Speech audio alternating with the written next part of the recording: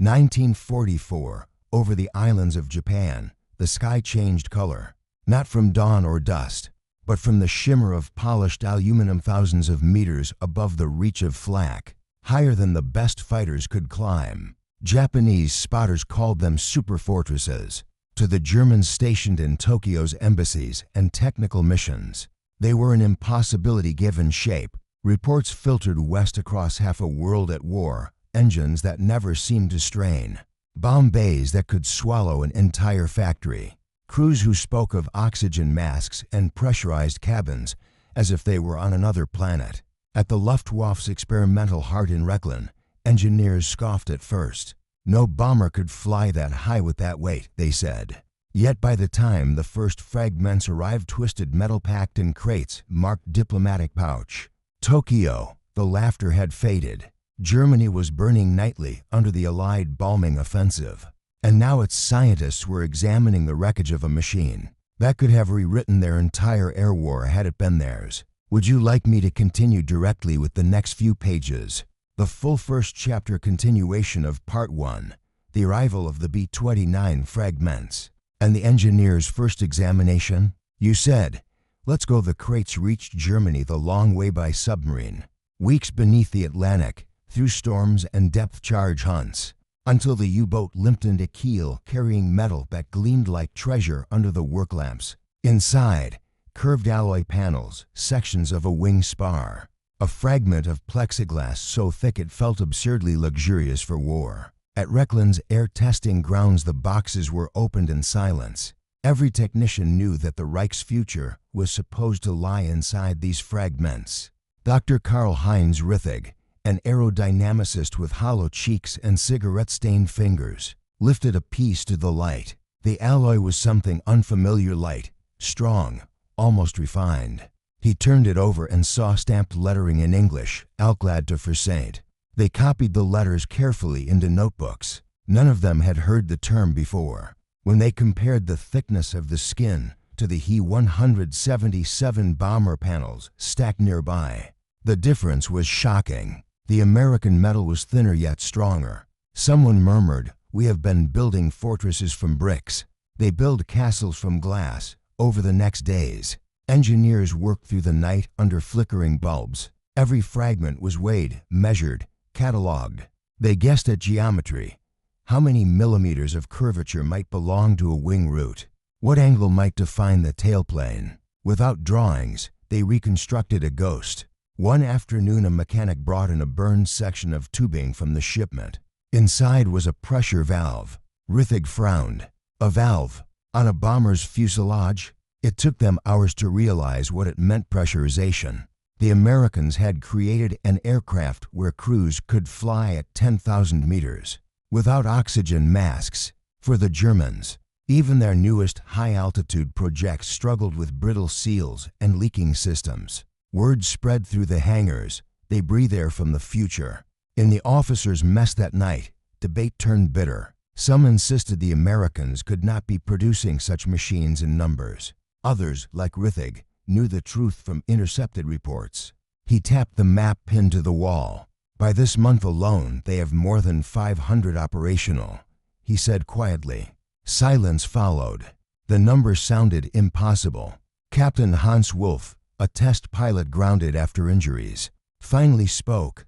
"If they can build 500 of these, we have already lost the sky." No one contradicted him. From the fragments, they began a theoretical reconstruction, what later analysts would call the Rechlin B-29 sketch. They estimated the span, fuselage volume, bomb load, and range. Every calculation ended with the same result. This was not an improvement. It was a generation leap.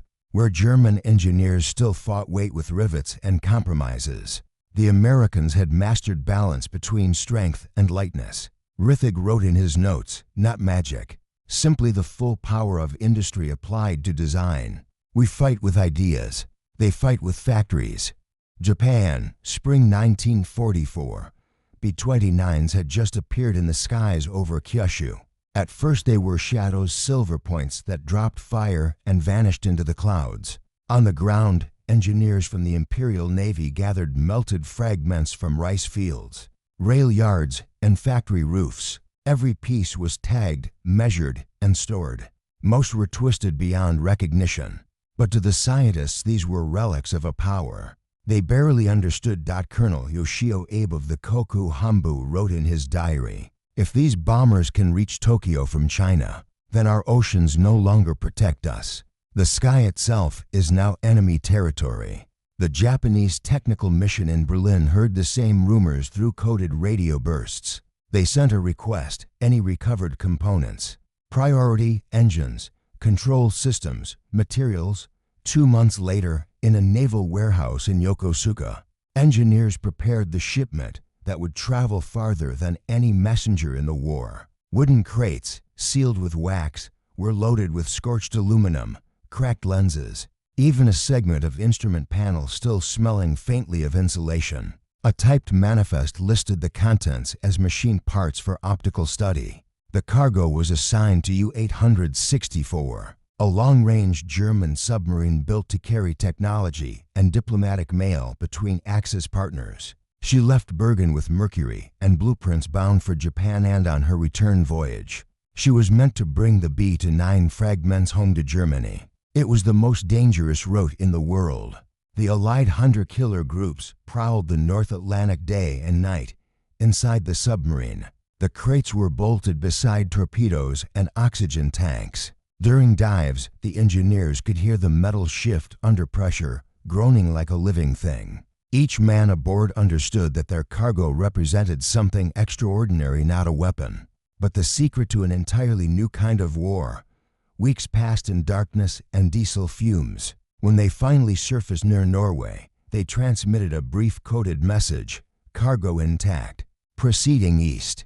They never knew another U-boat carrying similar material had already been sunk off the coast of Singapore. The Axis was collapsing faster than messages could travel. When the battered sub docked in Kiel, the crates were unloaded under armed guard. An officer from the Reich Air Ministry signed for them, his signature trembling from exhaustion more than excitement. A train carried the shipment to Rechlin, where Karl Rithig and his team waited. On that foggy morning, as workers pried the lids open, the engineers felt a strange reverence. These fragments had crossed 2 oceans and half the world. They had outlived crews, ships, and entire cities. Now they lay on the concrete floor of a collapsing empire. Rithig touched one panel and whispered to a colleague, "Do you realize, Ernst? These came from a plane that bombed Japan last month, and now it lies here, in Germany." It was as if the world itself had folded in half. As reports from Japan continued to arrive, entire cities burning under single raids, the engineers compared notes. They mapped range estimates and fuel capacity. The math didn't lie. From the Marianas, the Americans could strike anywhere. One sheet of figures circled in red simply read, "If Berlin were Tokyo, it would already be ashes." That night, Rithig wrote in his journal, "We are building for yesterday's sky. They are already building for tomorrow's." Rechlin, summer 1944. Once, this airfield was the pride of the Luftwaffe, the cathedral of flight, where test pilots pushed prototypes beyond the limits of air and gravity. Now, the runways were cracked, the hangars half empty, and the distant sound of artillery echoed through pine forests to the east. Inside Hangar 7, under a single lamp, the crates from Japan were opened one by one. The engineers gathered silently. They were veterans of 100 designs, the Ju-88, the Me-162, even the secret America bomber. But none of them had seen aluminum this smooth, rivets this precise, or metal seams so impossibly thin. Karl Rithig, chief of materials, ran his fingers along a warped piece of fuselage skin. It was dull silver, yet it caught light like glass. He tapped it with a wrench. The sound was clear, like a bell. "Duralumin," he muttered. "No, something stronger." His assistant checked the notes from Japan. Tensile strength, heat resistance, weight ratios. The numbers didn't make sense. If accurate, the Americans had found a way to make aircraft both light and pressure-proof at altitudes twice that of the Me-109. They laid the fragments out across long tables, scraps of wing spar, cockpit fittings, half a gun turret housing, and the jewel of the shipment, a section of a pressurization duct still intact. When Rithig connected the pieces together, he realized something astonishing. The air system wasn't built around the plane. It was built into it, every seam, every rivet designed to keep a perfect vacuum of life inside at 30,000 feet. "This is not just metal work," said Ernst Kruger, the youngest engineer. "This is architecture." For the first time, the Germans were seeing what a true long-range bomber required. Not just engines, but a complete ecosystem, a flying fortress that carried its own atmosphere, temperature, and breath. They began sketching diagrams on brown paper, tracing airflow, cabling, and gun mount placement. The airmen watched from a distance, silent. The war outside still raged, but here, in this hangar, the war was no longer about tanks or tactics. It was about science. Weeks later, another crate arrived from Berlin's technical attaché in Tokyo. Photos, translated notes, and a small, warped cylinder labeled right duplex cyclone fragment. Rithig stared at it for minutes before speaking. 18 cylinders, supercharged and water-cooled by air itself. He laughed, not in amusement, but disbelief. The German BMW 801 engines were complex enough, but this was another world. The Americans had found a way to combine power and endurance without sacrificing altitude. When the technicians reconstructed the partial model, they discovered something that shook them all: the tolerances, the tiny spaces between piston and cylinder were too perfect to have been made by human hands alone. This was the result of automated machining, thousands of identical parts cut by precision tools. "Their factories must work like clocks," one engineer whispered. "Ours work like men attired, proud, and breaking." By autumn, the engineers had built a full mock-up, part German ingenuity, part American fragments. It stood under a tarp, cold and metallic, like a ghost of something the Reich could never build. When Luftwaffe command arrived for inspection, Rithig presented the findings. He didn't try to hide the truth. He pointed to the fuselage skin, the pressurization maps, the redundant control lines. "You ask us to match this," he said softly. "But this machine is not of our world anymore. It belongs to the age that follows this one." The colonel said nothing for a long time. Then he turned to leave, muttering only, "Then we must make sure they never use it." The silence that followed was heavier than the metal itself. Autumn 1944. The nights over Rechlin were long now, too long. Every few hours, someone would hear a dull boom to the west and pause, waiting to know if it was thunder or the front drawing closer. Inside the research halls, however, there was no sleep. Every bench, every drawing table, every drafting board was filled with sketches of what might be possible. Desperate attempts to bridge an impossible gap. The Germans called them Traumprojekt, dream projects, aircraft that existed only in imagination, bombers that could fly to New York, jet fighters that could climb straight into the stratosphere, engines that burned the very air itself. But now, those dreams were given new urgency, because the engineers had touched something real, the fragments of the B-29, and they knew, for the first time, exactly what they were up against. Rithig stood over the tables, marking the designs with a trembling pencil. He wasn't just an engineer now. He was a witness to the end of one world and the beginning of another. They started by studying the pressurization ducts, the life system that made the B-29 unlike any bomber in the world. Every wire, every seal, every rivet was placed with intent, an orchestra of precision. The Germans tried to copy it. They built models, glass tubes, mock cabins, pressure chambers, and every test ended the same way: hissing leaks, bursting seams, or a slow, painful collapse under simulated altitude. "It's not the metal," Rithig said one night, his voice hoarse. "It's the thought behind it. They built for men. We build for war." The others didn't answer, because he was right inside the Berg crystal. Desperation birthed secrecy. The Luftwaffe opened an underground project beneath the Austrian mountains, codenamed Berg Crystal, or Mountain Crystal. It was a cavernous assembly hall dug by forced labor. where engineers and prisoners worked side by side in half-light, surrounded by the echo of dripping stone. The goal, to reverse engineer what little remained of the B-29. The materials, scavenged metal, broken tools, and blueprints drawn from imagination. In one corner, a small team led by Ernst Kruger tried to recreate the aircraft's gun control system, a network of electric sights and servos that allowed a single gunner to control multiple turrets. No one had ever seen anything like it. Each signal, each motor movement was perfectly synchronized. An invisible brain guiding a fortress in the clouds. "It's not a plane," Kruger whispered. "It's a network," but they couldn't make it work. Not with the resources they had. Not with the bombing raids growing closer.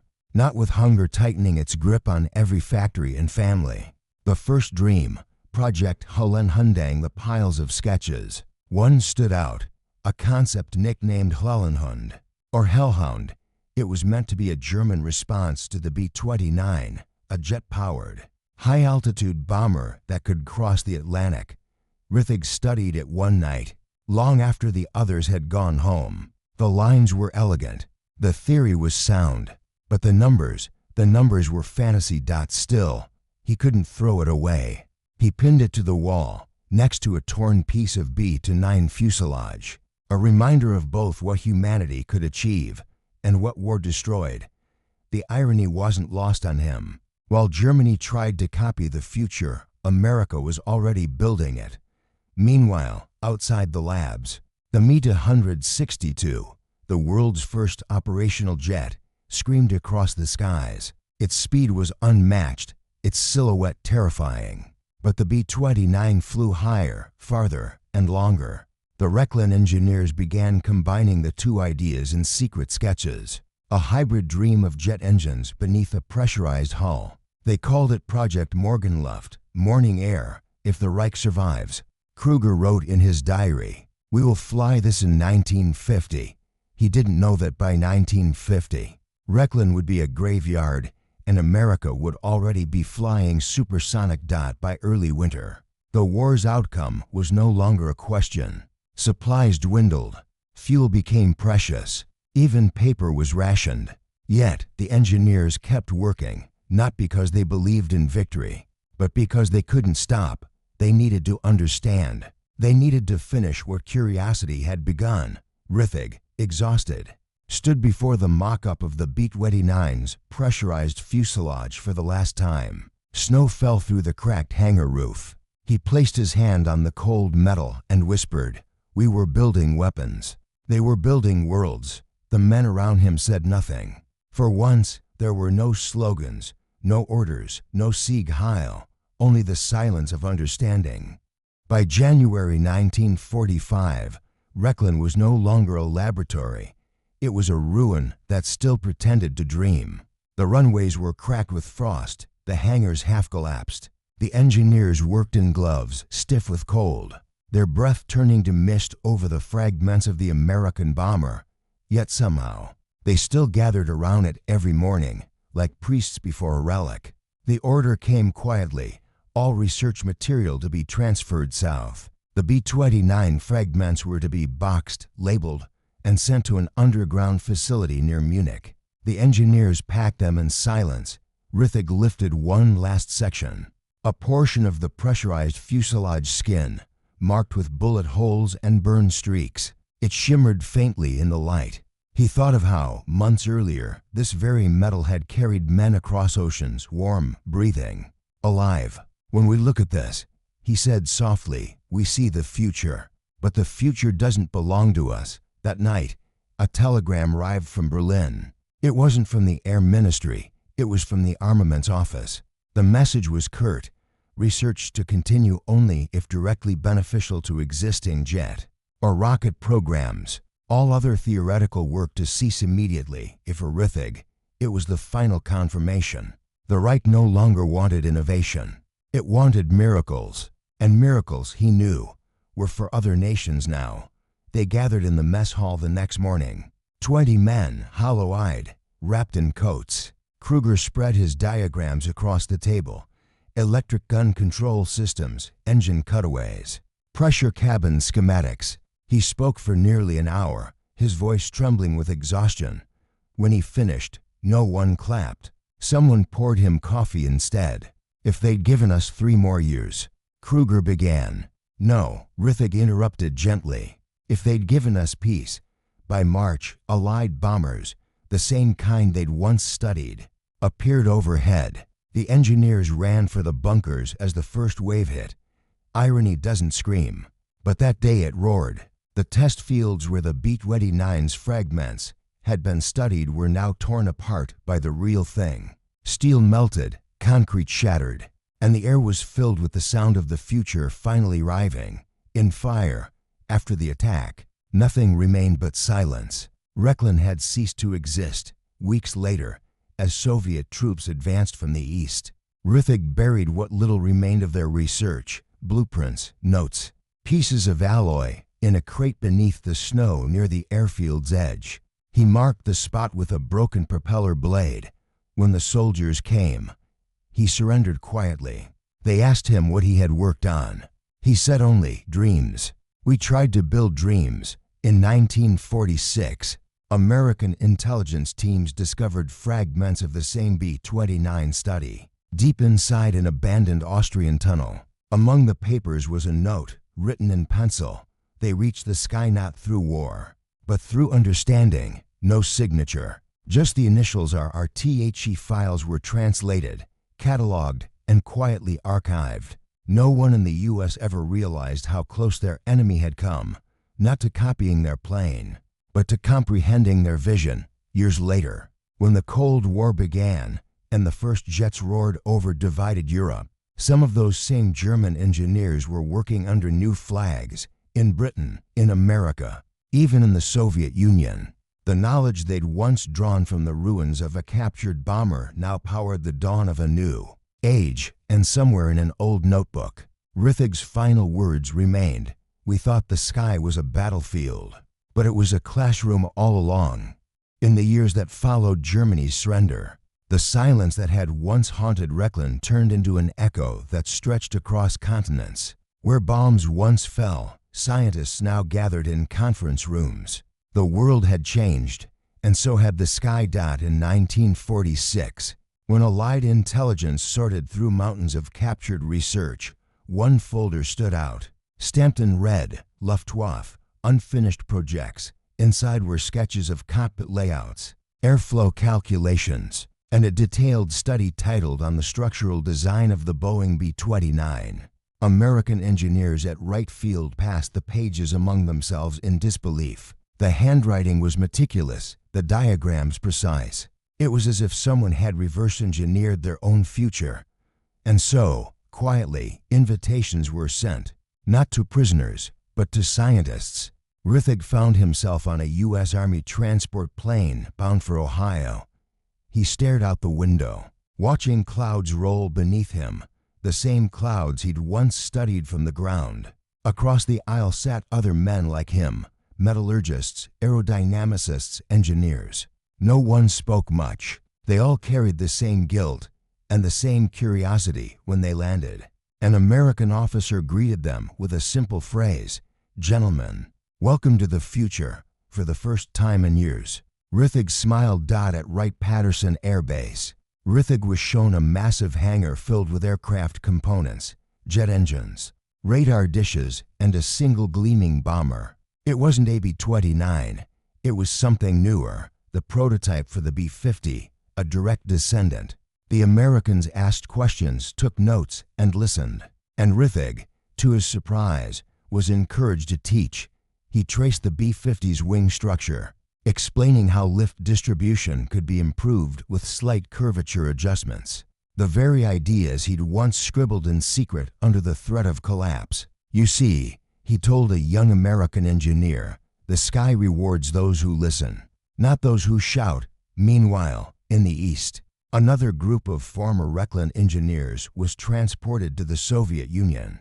They found themselves in Khimki, near Moscow. Under close supervision, the Soviets wanted everything, from the Mi-262's jet design to notes on American cabin pressurization. And though conditions were harsh, the work was relentless. One engineer, Dr. Weiss, managed to replicate parts of the B-29's pressurization valve system. It would later influence the design of the Tu-85, the Soviet Union's answer to America's heavy bombers, even in exile. The echoes of that single captured aircraft rippled outward, shaping both sides of the coming Cold War. By 1952, Rithig was living in Dayton, Ohio, with his wife and daughter. He no longer worked in secrecy. His office had windows, sunlight, and coffee that didn't come from ration tins. Every morning, he passed a photograph of the old B-29 pinned to his wall. Below it, he'd written in pencil, "The machine that taught me humility."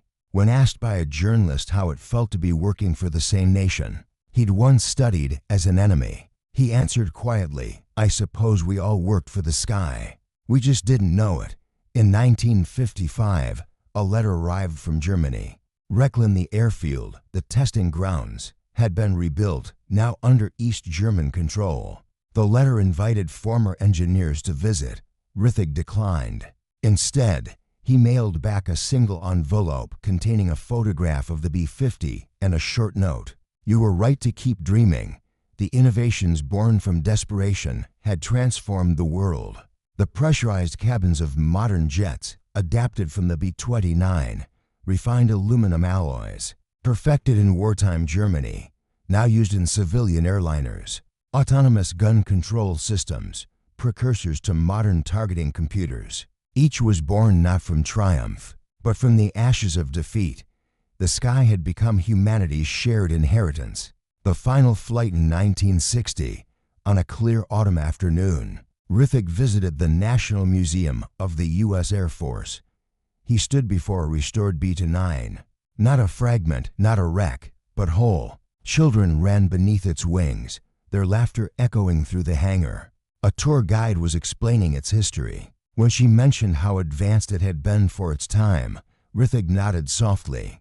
He placed a hand on the cool metal and whispered in German, "I remember you, today." Scattered across the world, the legacy of that moment, when German scientists first examined the B-29, remains etched into aviation itself. Every aircraft that ascends through the thin blue air carries traces of that knowledge. American precision, German engineering, Japanese adaptation, Soviet determination. It is no longer about nations. It is about the shared human desire to rise. "The sky," Rithig once wrote before his death, "belongs to no one. It only asks that we learn."